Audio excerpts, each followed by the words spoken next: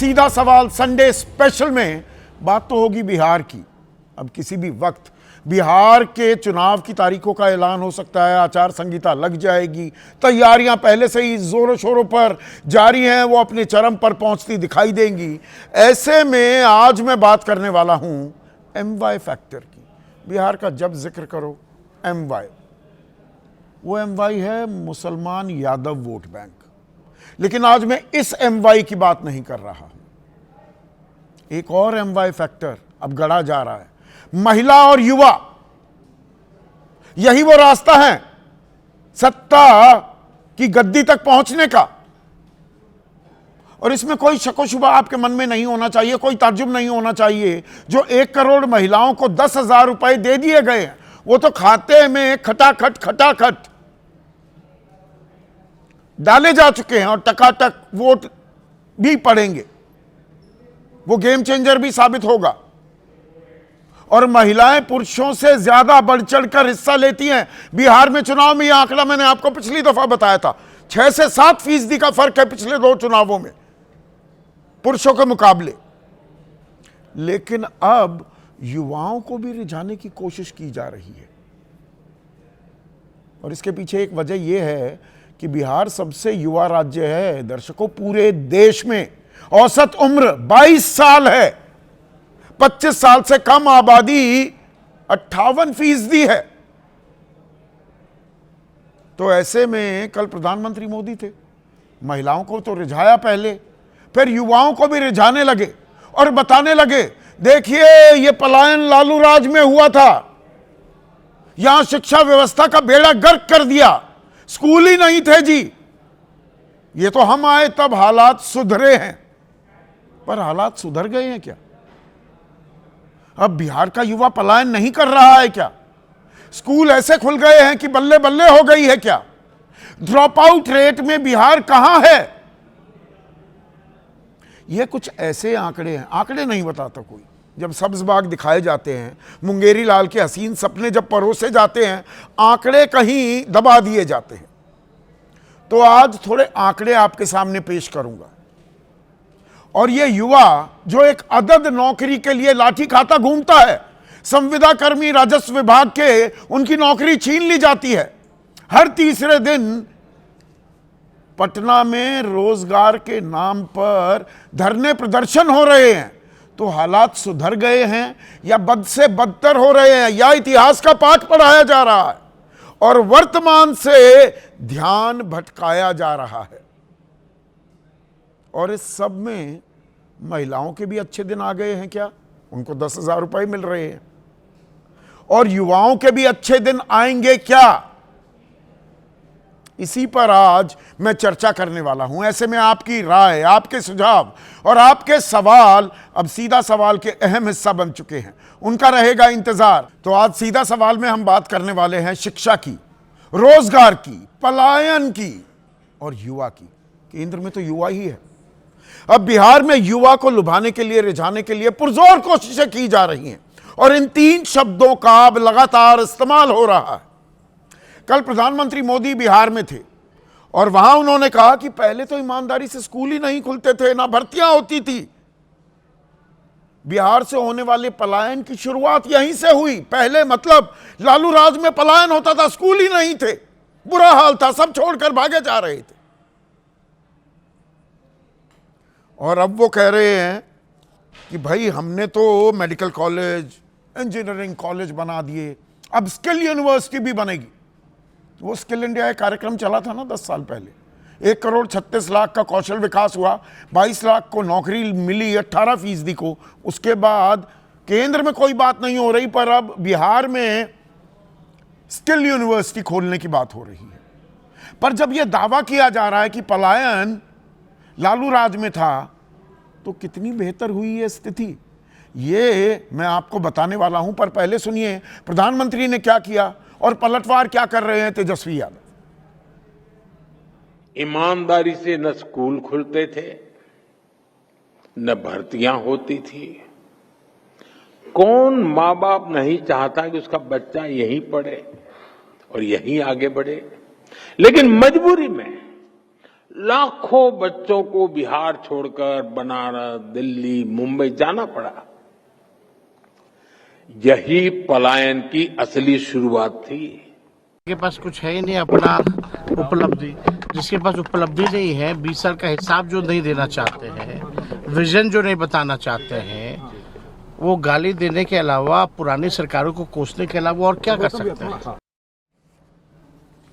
अब थोड़े आंकड़े, राजनीति में चुनावी ताल तो ठोकी जाती है, वो चुनावी रैलियां होती है, बाद में कह भी दिया जाता है कि ये तो जुमला था। हकीकत क्या है? International institute for population sciences 2020 की इनकी रिपोर्ट है। ये कहते हैं कि बिहार में प्रवासियों की, जो पलायन करने वाले लोग हैं, इनकी औसत आय 32 साल है। ये 2020 का आंकड़ा है, रिपोर्ट 2020 की है। 2005 से नीतीश कुमार की सरकार, तो 32 साल वाला औसत आय जिसकी बस 32 थी, वो 15 साल पहले 17 साल का था। 80% प्रवासियों के पास जमीन नहीं, 85% प्रवासी मैट्रिक पास हैं, 90% प्रवासी निजी फैक्ट्रियों में मजदूर, और इनकी औसत कमाई 26,020 रुपए। 50% परिवार पलायन करते हैं। तो इसमें तो तार जुड़ते हैं लालू प्रसाद यादव के राज से कि भाई 17 साल का था, उस टाइम स्कूल ही नहीं खुल रहे थे, ड्रॉप आउट रेट बहुत ज्यादा था, करे तो क्या करे आदमी।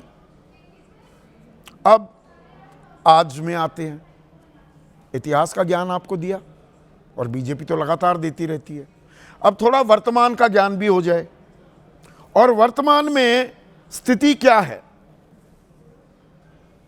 बिहार में सबसे पहले स्कूल कितने हैं, इसमें यह कंफ्यूजन है दर्शकों। Unified district information system for education, केंद्र सरकार आंकड़ा दे रही है 94,686। Information and public relations department, Bihar सरकार का विभाग, कह रहा है 75,812।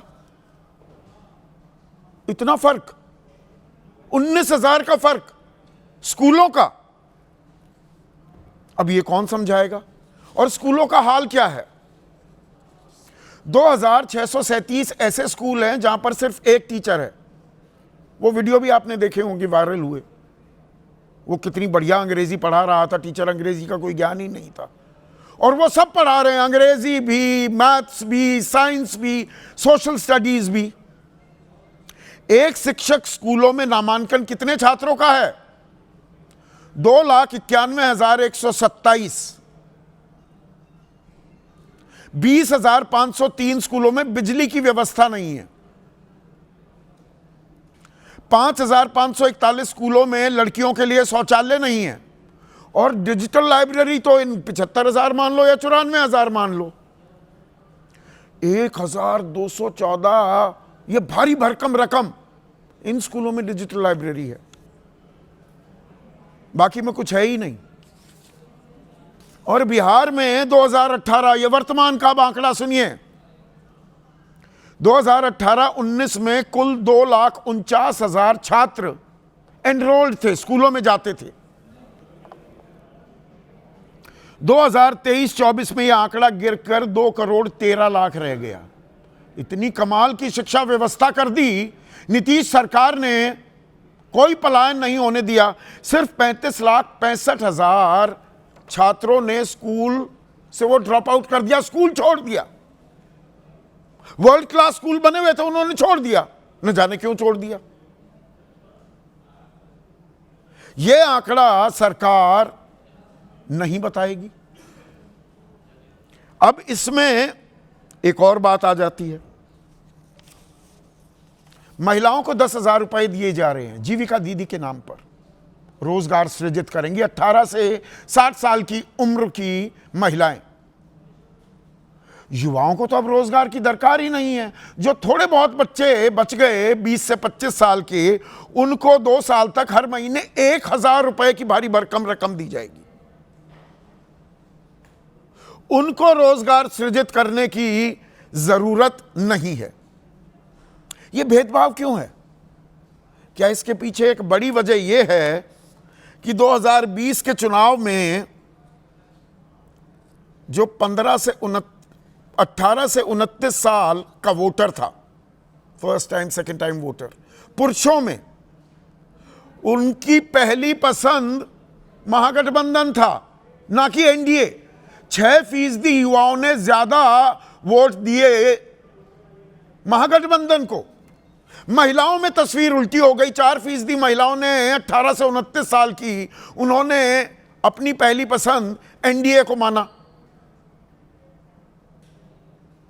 तो महिलाओं पर 10,000 रुपए वारे जा रहे हैं, लेकिन पुरुषों को 1,000 रुपए ही दिए जा रहे हैं। और बेरोजगारी की बात, भाई पलायन तो 20 साल पहले होता था, तो मतलब रोजगार लग रहे हैं। वो रोज लाठियां जो बांधी जा रही हैं, जो वाटर कैनन चलाए जाते हैं, जो चीख पुकार मचती है पटना की सड़कों पर, वो एआई जनरेटेड लगती है, अगर हम सरकार के दावों की बात माने। ये तो आर्टिफिशियल इंटेलिजेंस के वीडियोस हैं, ये असल वीडियो थोड़ा है। वहां छात्र कोई कर ही नहीं रहा प्रदर्शन। वो 2013 के टेट के अभी परीक्षा के नतीजे नहीं आए, 12,000 छात्रों को उत्तीर्ण घोषित कर दिया गया था, फिर वो बदल दिए। 2013 से 2025 आ गया, उसका नतीजा ही नहीं पता लगा। ओवर एज हो चुके हैं छात्र। पर थोड़ा बेरोजगारी का आंकड़ा बता दें। 2024 के ही आंकड़े बताता हूं।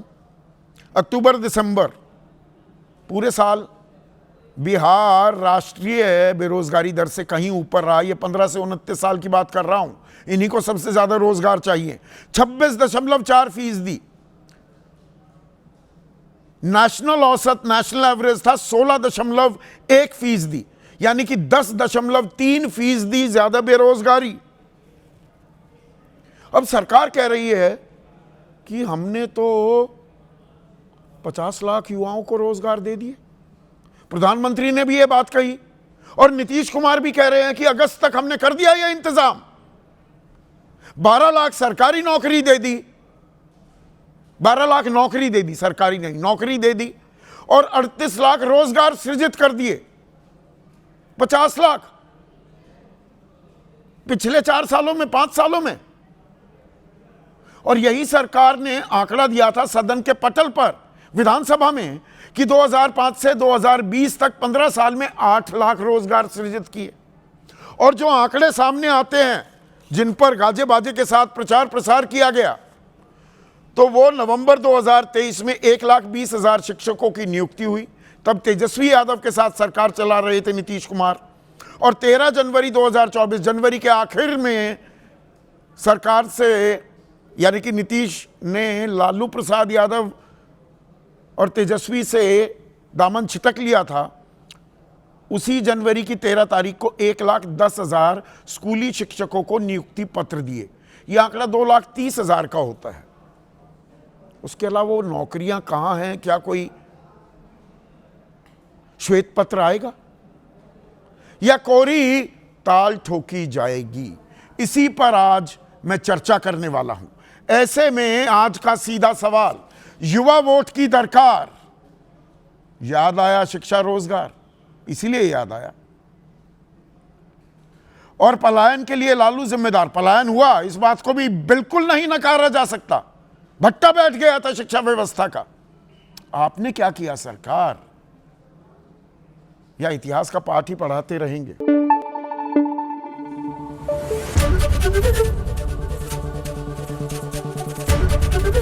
एबीपी न्यूज आपको रखे आगे।